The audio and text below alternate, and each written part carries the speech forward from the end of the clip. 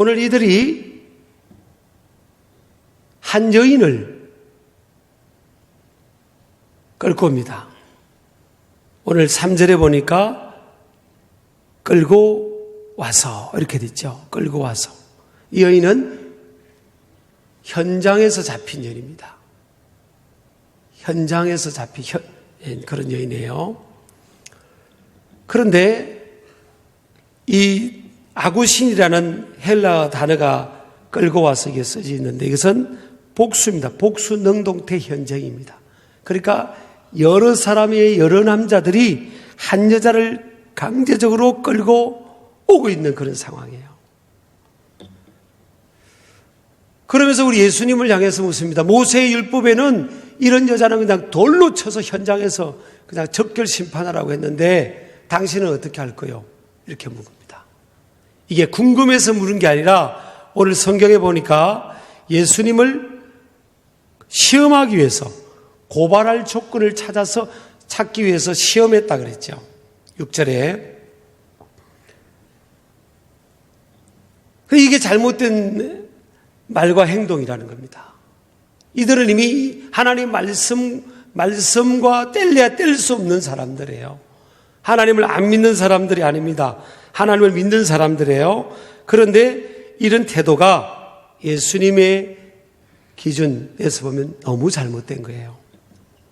왜 그러면 이들은 실패했느냐? 목적의 행위의 목적의 동기가 순수하지도 선하지도 않았다는 겁니다. 이들의 의도가 정말 알고 싶어서 그런 게 아닌 거예요. 자, 모세율법에는 이 사람을 이런 여자를 돌로 쳐 죽이라고 했는데 당신은 어떻게 할 겁니까? 자, 예수님께서 야야야 용서해 주라. 그러면 예수님은 율법을 어긴 사람으로 몰아가야 되는 거고. 그러면 돌로 쳐서 죽이라. 그러면 예수님은 사랑을 말하면서 사랑이 없는 무자비한 사람으로 몰아서 가려는. 그러니까 이렇게 답해도 함정에 빠지고 저렇게 답해도 함정에 빠지는 거예요. 예수님을 함정에 빠뜨리기 위해서 그렇게 한 거죠. 그러나 여러분, 예수님의 역사, 하나님의 역사는요, 살리는 역사입니다. 사람을 함정에 빠뜨리고 계략을 꾸며서 그들을 죽이고 빼앗고 도둑질하고 이건 다 요한복음 10장 10절에 보면 도둑이 하는 일이에요. 도둑이 하는 일입니다. 잘못된 일이에요. 하나님의 역사는 살리는 역사예요. 축복하고 위로하고 주저앉은 사람을 일으켜주고 용기를 북돋워주고 또 비전을 제시하고 또 도와주고 이런 역사예요. 그게 생명의 역사죠. 생명. 그래서 요한복음 10장 10절에는 도둑이 오는 것은 도둑질하고 죽이고 멸망시키는 것뿐이지만 내가 온 것은 양으로 생명을 얻게 하고 더 풍성하게 얻게 하려 합니다. 예수님의 역사, 주님의 역사, 하나님의 역사, 성령의 역사는 생명의 역사예요. 하나님의 영이 그 가정에 역사하면 그 가정이 살아나고 관계가 회복이 되고 그런 겁니다. 어떤 신앙 때문에 신념 때문에 이데올로기 때문에 가정이 막 깨어지면 그거는 생명의 역사가 아니에요. 그래서 여러분 이 좋지 못한 영의 역사들을 뭐로 분별하냐? 꼭 분별의 은사가 없어도 괜찮아요. 어떤 이데올로기나 신념이나 신앙 어떤 집단에서 신앙화하고자 할 때 그 가정들이 막 깨어지고 흔들리고 부모와 자식 간에 깨어지고 부부 간에 깨어지고 막 이런 거는요 이 사입입니다. 사입이 건전하지 못한 겁니다. 아무리 자기 신념이 확실하다고 해도 그 동기가 순수하지 않은 거예요. 동기. 여러분 요즘 뭐 이단들이 있잖아요. 신시. 그거는 목적이 여러분 기존 교회를 신앙생활하는 기존 교회를 안 믿는 사람이 아니에요. 기존 교회 몰래 들어가서 추수꾼이라는 명목으로 들어가지고 기존 교회를 부정하면서 여기 다니는 사람을 빼서 자기 교회를 데려가야 그것이 하나님이 기뻐하시고 자기들이 믿는 신이 기뻐하고 교주가 기뻐하고 그것이 그렇게 돼야 된다는 거잖아요. 그 이단적이죠. 그는 그 살리는 그 교회 공동체를 무너뜨리겠다는 거잖아요. 그 잘못된 신념이고 그걸 통해 동기가 잘못됐잖아요. 동기가. 그걸 우리가 분별할 수 있는 겁니다. 그래서 여러분 건전하지 못한 영이 역사하면요. 가정이 무너지고 깨어지고 엄청 많습니다. 자녀들이 부모를 안 듣고 가출해버리고 이 열매가 뭐예요? 열매가. 동기가 순수하지 못한 거죠. 만약 제가 우리 신길 가족들한테 여러분 저기 다른 교회 다니는 사람들한테 가지고 그 교회 다니면 구원이 없으니까 우리 교회로 오라. 그렇게 제가 가르치면 제가 이단적인데 이단적. 제가 잘못된 영이 역사하는 겁니다. 주님은요 살리는 거죠. 우리도 살지만 위인하는 거예요. 다른 사람을 살리고 다른 교회를 살리고 이렇게 이게 하나님의 역사예요. 이거는 분별의 영이 역사 안 해도 마찬가지입니다. 우리가 건전한 교회, 복음적인 교회 다니면 뭐예요? 뭐 장로교든 감리교회든 성결교회든 순복음교회든 침례교회든 뭐 어느 교회든 아이고 잘 간다고 열심히 다니라고 해야지. 그거 가지 마라. 우리 교회 가야 된다. 그러면 안 돼. 그거 이단적이라니까요. 잘못된 분리적인 겁니다. 자기 의에 빠진 거예요. 그래서 이 사회가 지금 그런 문제가 있어가지고 얼마나 이렇게 골머리를 앓는지 모릅니다. 그거 잘못된 역사입니다. 제가 오늘 무슨 이단 강의하려고 그런 게 아니에요. 이게 우리 삶에 굉장히 많은 거예요. 내가 바리새인과 서기관처럼 내가 옳다고 생각하는 어떤 이 사람들은 신앙화된 사람들 아니에요. 그러면서 내가 옳다고 하는 그런 것들을 이루기 위해서 남을 함정에 빠뜨리는 이 세상은요 항상 결과를 많이 중시하잖아요. 그런데 예를 들어서 시험 칠 때 컨닝하기 위해서 컨닝하는 그런 과정도 그렇게 되면 안 되지만 내가 공부 잘해가지고 저 사람에게 원수를 갚겠다. 내가 높은 자리에 올라가서 저 사람을 목을 쳐야 되겠다. 이거는 동기가 뭐예요? 순수하지 않은 거잖아요. 하나님이 기뻐하시는 동기가 아닌 거예요. 아멘을 안 하더라도 고개는 끄덕끄덕 하셔야 돼요. 아시겠죠? 그거로 분별해야 되는 겁니다. 그거로. 우리가 여러분 세월이 지나서 여러분 성경 사도행전 2장 3장을 한번 보세요. 초대교회 성도들이 어떻게 신앙생활 하는지. 지금 굉장히 우리 많이 차이 납니다. 지금. 그런데 우리가 끊임없이 예수님을 향하고 초대교회를 향하고 몸부림을 쳐야지 그냥 우리 틀과 문화 속에서 상황 속에서 이렇게 가다가는요 어쩌면 멀리 가도 너무 멀리 갈 수가 있는 거죠. 오늘 바리새인과 서기관처럼. 그래서 내가 무슨 말을 하거나 어떤 행동할 때 내가 저 사람을 살리기 위한 거구나 죽이기 위한 거냐. 하나님은 여러분 죽이려고 역사하시는 분이 아니에요. 살리려고 역사하시는 분이지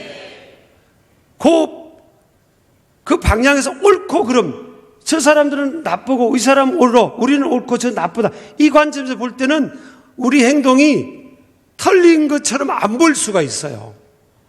옳고 그러면 흑백으로 볼 때는. 근데 하나님은 그렇게만 역사하지 않아요. 동기를 보시면 동기. 네 말과 네 행위가 죽이려고 하는 거냐 살리려고 하는 거냐 그걸 보시는 겁니다. 근데 이 바리새인들은 뭐예요? 생명의 역사가 아니에요. 사망의 역사잖아요. 죽이려고 모함하려고 덫을 놓고 거룩한 하나님의 사람들이 왜 덫을 놓고 속임수를 쓰고 그리고 결국 그 사람을 죽이려고 하냐는 거예요. 그런 방법으로 살아가는 그런 삶의 태도가 하나님의 거룩과 성품과 예수님의 성품하고 맞지 않는 거예요. 그 유혹에 빠지면 안 됩니다. 우리 예수님을 이 말씀 속에서 끊임없이 예수님을 지향하지 않으면요 저와 여러분도 그런 틀 속에서 살아갈 수가 있습니다. 자, 또 하나는요 왜 그러면 이 사람들이 틀렸냐? 두 번째는 바리새인과 서기관들은 이 성경에 나오는 분들이에요. 일의 과정도 순수하지도 거룩하지도 않았습니다. 자, 자기들이 세운 신념, 목표를 위한 살리는 역사도 아니었고 또 하나는 뭐예요? 과정. 그 과정을 처리하는 걸 보세요. 한 여자가 죄를 지었다 할지라도 그 여러 수많은 남자들이 머리를 잡고 막 끌고 온 거 아닙니까 사실은. 반강제적으로. 그리고 한 사람을 자기들의 목적을 위해서 지금 이용하는 거잖아요. 여러분, 사람은요, 죄는 미워야 되지만 모든 사람, 죄를 비롯해서 우리가 다 죄인이니까 모든 사람들은 하나님의 형상으로 지음받은 존재예요. 하나님이 우리에게 인격을 주셨어요. 인격. 사람 요즘은 동물도 동물도 우리가 존중해 주는 마당인데, 하나님의 만물의 영장으로, 하나님의 형상으로 지어진 영혼이 있고 인격이 있는 그 존재를요, 자기들의 의도를 가지고 이렇게 이 비인격적으로 대하잖아요. 비인격적이 아니면 폭력적입니다. 폭력적으로 대하는 거잖아요. 지금. 아멘 안 해도 그러니까 좀 끄떡이라니까 폭력적으로 대하는.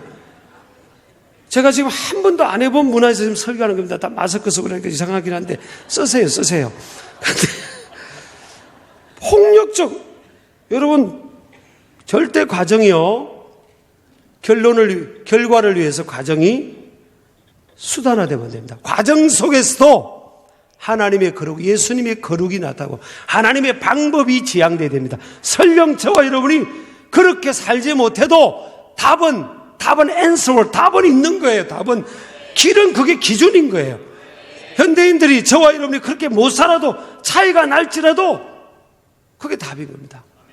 과정에서 편법이 동원되고 컨닝이 동원되면 안 되는 겁니다. 폭력이 동원되면 안 됩니다.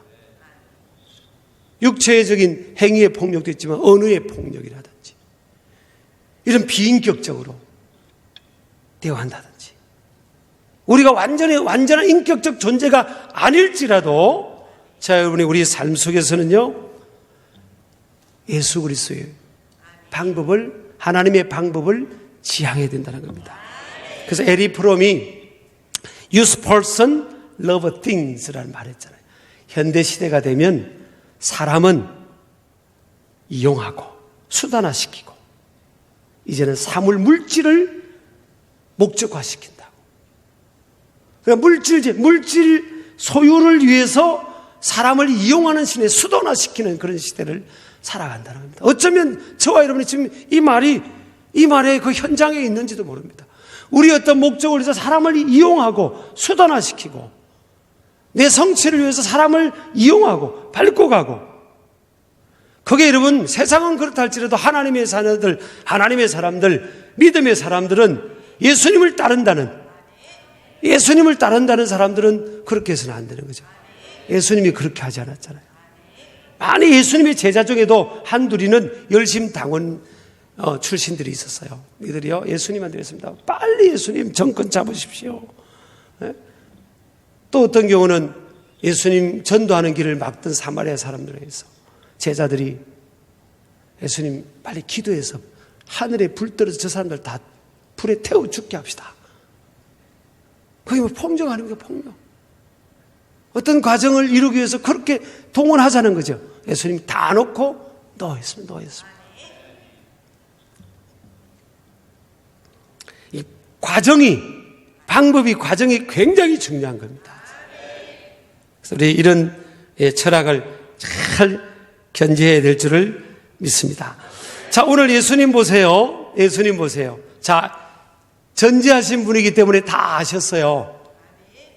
그리고 10세기에 쓰여진 성경 그 사본, 베네티안 사본에 보면요, 예수님이 지금 땅에 뭘 쓰고 계셨잖아요.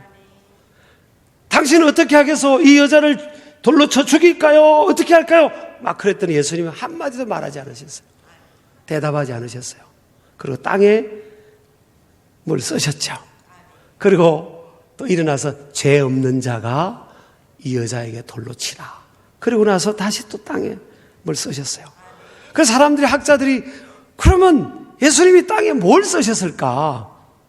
우리가 분명하지는 않지만 10세기 베네티안 사본, 발견된 사본에 보면 여인을 고소한 각 사람들의 죄를 땅에 썼다고 기록되어 있어요. 이렇게 되면요, 굉장히 심각해지죠. 예수님은 거기 온 사람들, 이 여인을 고소하고 정죄하는 사람들의 모든 것을 알고 계신 거예요. 만약에 우리 현대판으로 썼다면 그럴 수 있겠어요. 미스터 킴,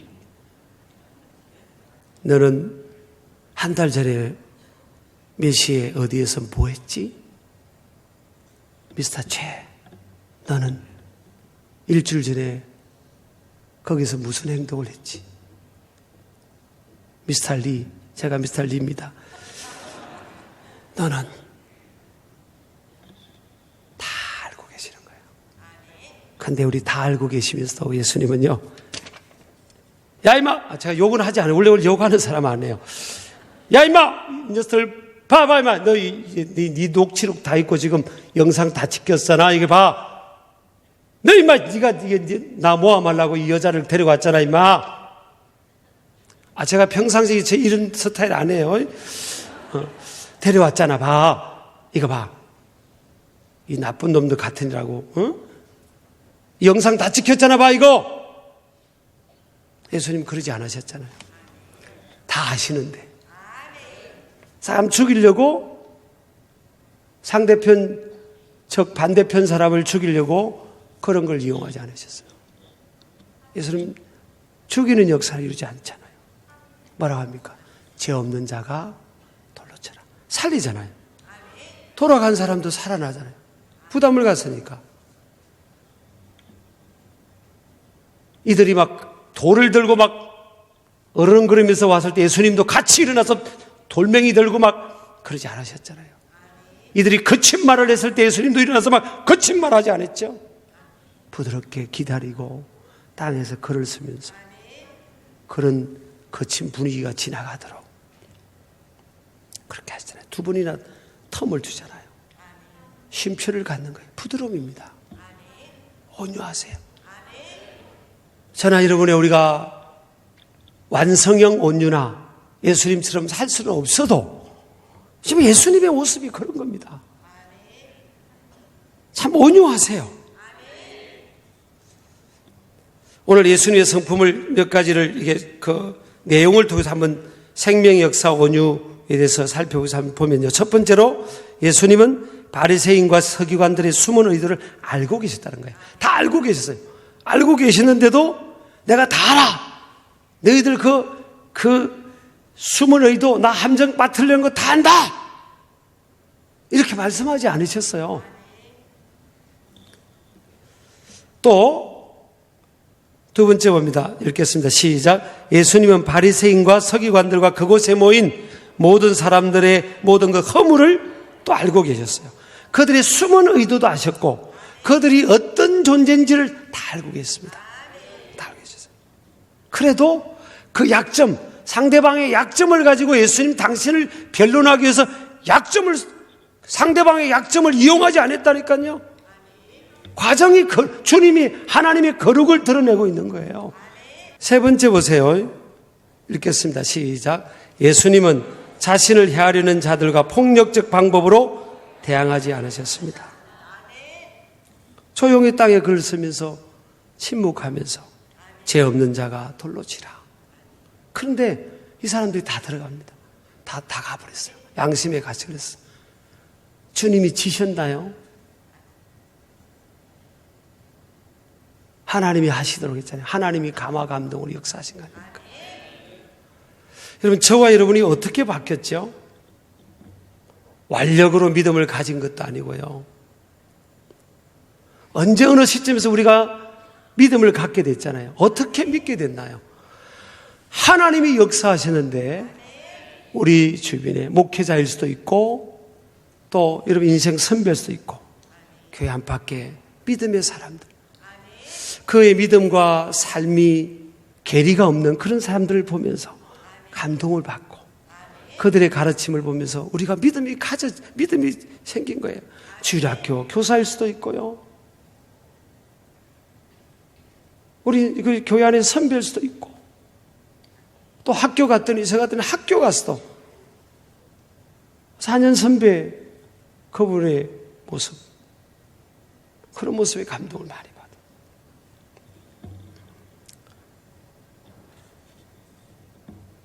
폭력적 방법은 하나님의 방법이 아니에요. 절대 폭력에 가담해서도 안 되고 그런 방법을 써서는 안 될 줄 믿습니다.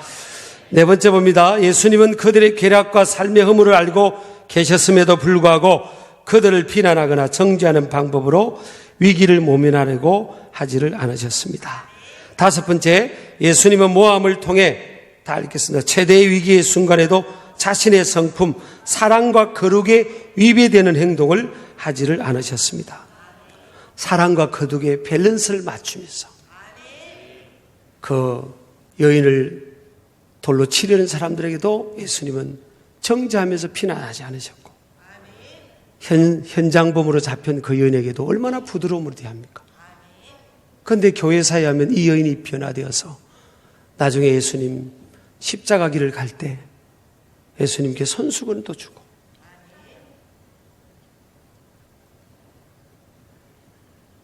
위대하게 신실하게 변화된 여인이 되었다는 거죠. 자, 여섯 번째 봅니다. 읽겠습니다. 시작. 예수님은 자신을 향해 의기양양하며 손가락질을 하는 이들을 향해 온유함으로 기다림의 시간을 갖고 부드럽게 응답하셨습니다. 이게 예수님의 모습입니다. 자, 예수님만 그런 게 아니에요. 민수기 12장 3절 보세요. 이 사람 모세는 온유함이 지면의 모든 사람보다 더하더라. 강력한 카리스마가 있었지만 사실 모세는 굉장히 온유한 사람이었습니다. 강력함과 온유함이 공존했어요. 심지어는 자기를 비난할 때도 머리를 숙이고 온유하게 있었습니다.